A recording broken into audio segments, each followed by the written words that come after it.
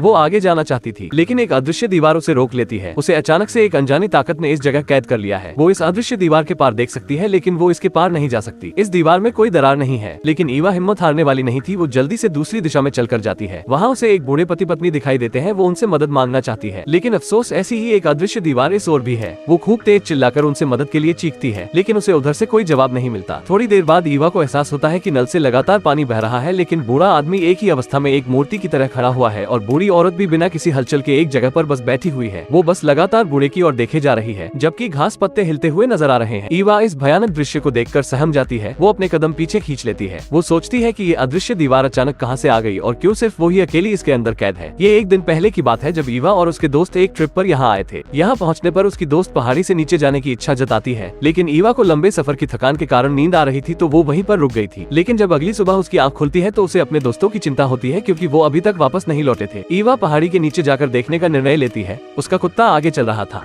कि तभी वो अचानक से रुक जाता है। वो इतना डर गया था कि वो आगे जाने की हिम्मत नहीं कर पा रहा था।